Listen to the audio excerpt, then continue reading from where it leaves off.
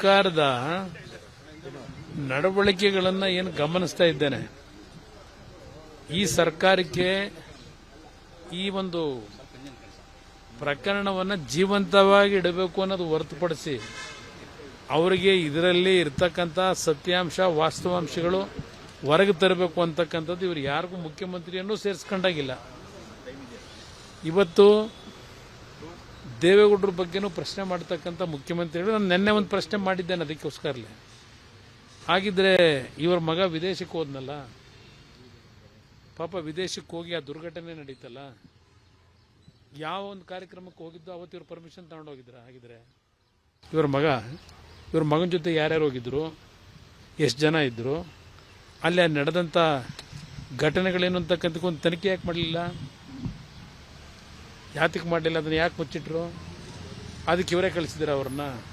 ಹಾಗಿದ್ರೆ ಪರ್ಮಿಷನ್ ಕೊಟ್ಟು ಇಲ್ಲಿ ಬೆಳೆದಂಥ ಮಕ್ಕಳು ಪ್ರತಿ ಕುಟುಂಬದಲ್ಲಿ ಪ್ರತಿಯೊಂದು ಅವ್ರ ತಂದೆ ತಾಯಿಗಳು ಕೇಳಿ ಮಾಡ್ತಾರೆ. ಈ ಬೆಳಗ್ಗೆ ಪೇಪರ್ ತೆಗೆದ್ರೆ, ನಿಮ್ಮ ಟಿವಿಗಳು ತೆಗೆದ್ರೆ ಬರೀ ಕೊಲೆ ಇಲ್ಲ, ಅತ್ಯಾಚಾರ ಇಲ್ಲ, ಮತ್ತಿನ್ನೊಂದು ಇಂಥ ಕೆಟ್ಟದ್ದು ಇದೇ ವಿಷಯಗಳೇ ಇರ್ತದೆ ಹೊರತು ಪ್ರತಿ ಕುಟುಂಬದಲ್ಲಿ. ಇದು ಈ ವಿಷಯವನ್ನು ಬ್ರೋಧೀಕರಿಸಿ ನಮ್ಮ ಒಂದು ಕುಟುಂಬದ ಸಂಪೂರ್ಣವಾಗಿ ರಾಜಕೀಯವಾಗಿ ಮುಗಿಸ್ತಕ್ಕಂಥ ಒಂದು ಹುನ್ನಾರ ಇಟ್ಕೊಂಡಿದ್ದೀರಪ್ಪ. ಅದು ಹೊರತುಪಡಿಸಿ ಏನು ಮಾಡ್ತಾ ಇದ್ದೀರಿ? ಈಗ ಪೆನ್ ಡ್ರೈವ್ನ ಸೂತ್ರಧಾರಿದ್ದಾರಲ್ಲ, ಬಿಟ್ರಲ್ಲ ಮಾರ್ಕೆಟಿಗೆ, ಅದು ಮಾಡಿ ಸರ್ಕ್ಯುಲೇಟ್ ಮಾಡ್ತಕ್ಕಂಥದ್ದಕ್ಕೆ ಯಾವನ್ನಾದರೂ ಇಲ್ಲಿವರೆಗೆ ಅರೆಸ್ಟ್ ಮಾಡಿದ್ರ? ನಾನು ಗೃಹ ಸಚಿವರನ್ನು ಕೇಳ್ತೀನಿ, ಮುಖ್ಯಮಂತ್ರಿನೂ ಕೇಳ್ತೀನಿ. ಅದೇನೋ ನೆನ್ನೆ ಹೇಳಿದ್ದಾರಲ್ಲ, ಅದೆಂಥದ್ದು ಅಪರಾಧಿ ಅಂತ ಹೇಳಿ. ಅಪರಾಧಿ ಒಂದು ಭಾಗ ಇರಲಿ, ಪ್ರಕರಣ ನಡೆದಿರತಕ್ಕಂಥದ್ರಲ್ಲಿ ಯಾರೇ ತಪ್ಪು ಮಾಡಿದ್ರು ಶಿಕ್ಷೆ ಆಗಬೇಕು ಅನ್ನೋದು ನಾನು ಡೇ ಒನ್ನೇ ಹೇಳಿದ್ದೇನೆ. ಅವ್ರು ಏನು ಹೇಳ್ತಾ ಇದ್ದಾರೆ, ಒಬ್ಬ ರಾಜ್ಯದ ಮುಖ್ಯಮಂತ್ರಿ ಆ ಪೆನ್ ಡ್ರೈವ್ಗಳನ್ನು ಸರ್ಕ್ಯುಲೇಟ್ ಮಾಡಿದಂಥವ್ರದ್ದು ಅಪರಾಧ ಅಲ್ಲವಂತೆ, ಅಪರಾಧ ಅಲ್ಲ ಅಂತ ಹೇಳಿದ್ದಾರೆ. ಅದಕ್ಕಿಂತಲೂ ದೊಡ್ಡ ಅಪರಾಧ ಅಲ್ಲಿ ಅಂತ ಹೇಳ್ತಾರೆ. ಆ ಹೆಣ್ಣು ಮಕ್ಕಳ ಚಿತ್ರವನ್ನು ಮಸುಕು ಮಾಡದೆ ಅದನ್ನೆಲ್ಲ ಬೀದಿಗೆ ಬಿಟ್ಟಿದ್ದೀರಲ್ಲ, ಅವ್ರಿಗೆ ಏನು ನ್ಯಾಯ ಕೊಡ್ತೀರಿ ನೀವು? ಯಾವ ರೀತಿ ಅವರಿಗೆ ಸಾಂತ್ವನ ಹೇಳ್ತೀರಿ?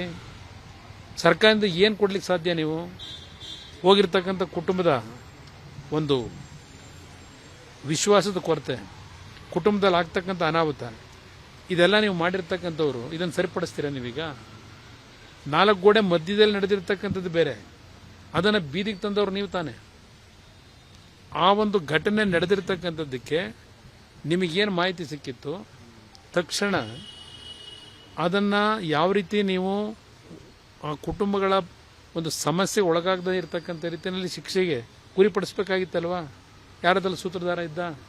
ಅದು ಯಾವುದೂ ಮಾಡದೆ 8 ದಿನ ಮಾತೆತ್ತಿದ್ರು. ಅದು ಎಂಥದ್ದು ಈಗೇನೋ ಹೊಸ ಹೆಸರು ಬೇರೆ ಇಟ್ಕೊಂಡವ್ರೆ. ಅದೇನಪ್ಪ, ಅದು ಬ್ರದರ್ ಸ್ವಾಮಿ. ನಿಮ್ಮ ಯೋಗ್ಯತೆ ಮಾನ ಮರ್ಯಾದೆ ಇದ್ದರೆ ಯಾವ ಥರ ನಡ್ಕೊಂಬಂದಿದ್ದೀರಿ ನೀವು? ನಿಮ್ಮ ಪಕ್ಷದ ಅಧ್ಯಕ್ಷ ಕಾಂಗ್ರೆಸ್ನ ವರ್ಕರ್ಸ್ಗೆ ನಾನು ಹೇಳಲಿಕ್ಕೆ ಬಯಸ್ತೀನಿ, ಮೊದಲು ನಿಮ್ಮನೆ ಏನೇನಾಗಿದೆ ಸರಿಪಡಿಸ್ಕೊಳ್ಳಿ, ನಿಮ್ಮ ಪರಿಸ್ಥಿತಿಗಳೇನಿದೆ ಅಂತೇಳಿ. ಅಲ್ಲಿ SITನಲ್ಲಿ ರಾಜಾತಿಥ್ಯ ಯಾರಿಗೆ? ಆ ಒಂದು 14 ವರ್ಷ ಡ್ರೈವರಾಗಿ ಕೆಲಸ ಮಾಡಿದ್ನಲ್ಲ, ಇದೇ ಪ್ರಜ್ವಲ್ ಹತ್ರ. ಎಲ್ಲಿದ್ದಾನೆ ಅವನು? ದಿನ SITಗೆ ಅವನ ಮಾವನ ಮನೆಗೆ ಹೋದಂಗೆ ಹೋಗ್ತಾನೆ ಬರ್ತಾವನೆ. ಅಲ್ಲಿ SIT ಒಳಗೆ ಅವನಿಗೇನು ರಾಜಾತಿಥ್ಯ ಕೊಟ್ಕೊಂಡು ಇಟ್ಕೊಂಡಿದ್ದೀರಿ. ಇನ್ನು ಇದರಲ್ಲಿ ಪಾಲ್ದಾರ ಆಗಿರಲ್ಲ ವಿಧಾನಸೌಧದೊಳಗೆ. ನಿಮ್ಮ ಮುಖ್ಯಮಂತ್ರಿಗಳಿಗೆ ಹೇಳ್ತೀನಿ, ನಿಮ್ಮ ವಿಧಾನಸೌಧದ ಒಳಗೆ ಎಷ್ಟು ಜನ ಆ ಕ್ಯಾಸೆಟ್ ಸರ್ಕ್ಯುಲೇಟ್ ಮಾಡಿದವರು ಆರಾಮಾಗಿ ಓಡಾಡ್ಕೊಂಡಿದ್ದಾರೆ. ಯಾವ ತನಿಖೆ ನಡೆಸ್ತೀರಿ ನೀವು? ಏನು ತನಿಖೆ ನಡೆಸ್ತೀರಿ? ಆಲ್ ರೈಟ್, ಈಗ ಅದೆಂಥದ್ದು ನೀವು ನಿಮ್ಮ ರಾಜತಾಂತ್ರಿಕ ಪಾಸ್ಪೋರ್ಟ್ ಬಗ್ಗೆ ಹೇಳ್ತೀರಲ್ಲ, ಅದರ ಕಾನೂನುಗಳು ಏನಿದೆ ಗೊತ್ತಿದೆಯಾ? ನೀವು ಮಾಧ್ಯಮದಲ್ಲಿ ಪಾಪ ಅವರೇನೋ ಹೇಳಿದ್ರು, ಏನೋ ಹೇಳ್ತೀರಿ ನೀವು. ಆದರೆ ಅದರದೇ ಆದಂಥ ಕಾನೂನಿನ ವ್ಯಾಪ್ತಿಯೊಳಗೆ ಈಗ ಪ್ರಜ್ವಲ್ ಅವ್ರನ್ನ ಈಗೇನು ಪತ್ರ ಬರೆದುಬಿಟ್ರಲ್ಲ ಕರ್ಕೊಂಬರೋದಕ್ಕೆ, ಅದು ಸದ್ಯಕ್ಕೇನಾಗಲ್ಲ, ನೋಟಿಸ್ ಕೊಟ್ಟಿದ್ದಾರೆ.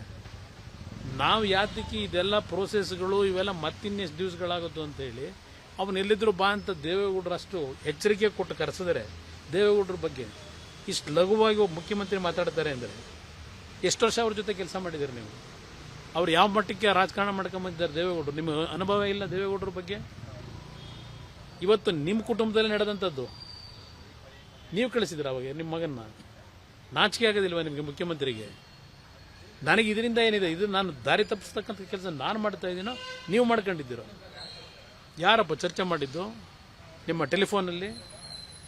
ಅದೆಂಥದ್ದು ಆ ದೇವರಾಜೇಗೌಡರ ಬಗ್ಗೆ ನಿಮ್ಮ ಕಾಂಗ್ರೆಸ್ನವರು ಅದೇನೋ ಟ್ವೀಟ್ ಮಾಡಿದ್ದೀರಲ್ಲಪ್ಪ, ಬ್ರದರ್ ಸ್ವಾಮಿ ಜೊತೆ ಅದೆಂಥದ್ದು ಹೊಂದಾಣಿಕೆ ಮಾಡ್ಕೊಂಡು ಬ್ರದರ್ ಸ್ವಾಮಿನೇ ಆಡಿಯೋ ಇದು ಅದೇ ವಿಡಿಯೋ ಪೆನ್ ಡ್ರೈವ್ ಬಿಟ್ಟವನೇ ಅಂತ ಹೇಳಿ ಈ ಮಟ್ಟಕ್ಕೆ ಈ ಚಿಲ್ಲರೆ ರೀತಿಯಲ್ಲಿ ಇದೊಂದು ಪಕ್ಷವ, ಇದು ಕಾಂಗ್ರೆಸ್ ಪಕ್ಷ. ಗೌರವ ಇದೆಯಾ ನಿಮಗೆ? ಮಾನ ಮರ್ಯಾದೆ ಇದೆಯಾ?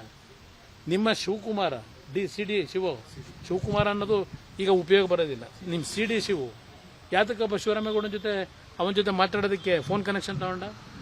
ಯಾಕೆ ಮಾತಾಡಿದ್ರು? ಇವ್ರದ್ದು ಯಾರ್ದು ಅದರಲ್ಲಿ ಇನ್ವಾಲ್ವ್ಮೆಂಟ್ ಇಲ್ಲದೆ ಇದ್ರೆ ಇನ್ನೂ ಏನೇನಿದ್ರೆ ತಂದುಕೊಡು, ಇನ್ನೇನಿದ್ರೆ ತಂದುಕೊಡು ಅಂತ ಹೇಳಿ ಆಮೇಲೆ ನೀವು ಏನು ಬೇಕೋ ಅವರಿಂದ ಸಹಾಯ ಮಾಡ್ತಾರೆ ಅಂತ ಹೇಳಿದ್ರಲ್ಲ. ಬ್ರೋಕರು ಅವ್ರು ಮಾಡ್ತಾ ಇರೋದು ಕೆಲಸನ, ಬ್ರೋಕರ್ ಕೆಲಸನ ತಲೆಡಿ ಕೆಲಸ ಮಾಡ್ತಿರೋರು ಅವರು. ನನ್ನ ಬಗ್ಗೆ ನಿಮ್ಮ ಪಕ್ಷದಿಂದ ಅದೇಂತ ಟ್ವೀಟ್ ಮಾಡ್ತೀರಾ? ನಿಮ್ಗೆ ಯಾವ ನೈತಿಕತೆ ಇಟ್ಕೊಂಡಿದ್ದೀರಿ? ಇದನ್ನು ಸರಿಯಾದ ರೀತಿ ನಾನು ಗೃಹ ಸಚಿವರು ಹೇಳೋದು, ನಿಮಗೇನಾದರೂ ಇದರ ಸತ್ಯಾಸತ್ಯತೆ ಹೊರಗೆ ತಂದು ನಿಜವಾದ ಕಲ್ಪ್ರಿಟ್ ಯಾರ್ಯಾರಿದ್ದಾರೆ ಅವರು ಎಲ್ಲರ ಬಗ್ಗೆ ಆಕ್ಷನ್ ತಗೋಬೇಕು ಅಂತಕ್ಕಂಥದ್ದು ನಿಮ್ಮಲ್ಲಿ ಆ ಒಂದು ಕಮಿಟ್ಮೆಂಟ್ ಇದ್ದರೆ ಸರಿಯಾದ ರೀತಿ ತನಿಖೆ ಮಾಡಿ. ನಮ್ಮ ಅಧಿಕಾರಿಗಳಿಗೂ ನಾನು ಏನು ಹೇಳಿದೆ, ನಾನು ನಿಮಗೂ ನಿಮ್ಮ ತಂದೆ ತಾಯಿ ಜನ್ಮ ಕೊಟ್ಟು ನೀವೆಲ್ಲ ಭೂಮಿಗೆ ಬಂದಿದ್ದೀರಿ, ನಿಮ್ಮ ಜೊತೆಲಿ ಒಡ ಹುಟ್ಟದ ಅಕ್ಕ ತಂಗಿರಿದ್ದಾರೆ. ಸರಿಯಾದ ರೀತಿಯ ಈ ಒಂದು ವಿಷಯಕ್ಕೆ ಸಂಬಂಧಪಟ್ಟಂಥ ತನಿಖೆ ದಾರಿ ತಪ್ಪಿಸ್ದೆ ಸರಿಯಾದ ರೀತಿ ತನಿಖೆ ಮಾಡ್ಕೊಳ್ರಪ್ಪ ಅಂತ ಹೇಳಿಲ್ಲ ನಾನು. ಇದಕ್ಕಿಂತ ಏನು ಹೇಳ್ಬೇಕು ನಾನು?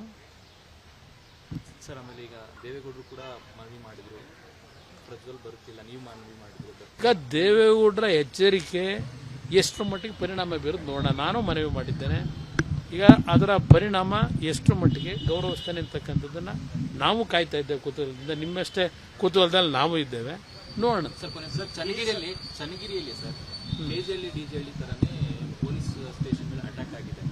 ಪೊಲೀಸ್ ಇದು ಲಾಕಪ್ ನೋಡಿ, ಈ ಸರ್ಕಾರಕ್ಕೆ, ಈ ಸರ್ಕಾರದ ಅಧಿಕಾರಿಗಳಿಗೆ ಯಾರೂ ಗೌರವ ಕೊಡ್ತಕ್ಕಂಥ ವಾತಾವರಣ ಇಲ್ಲ.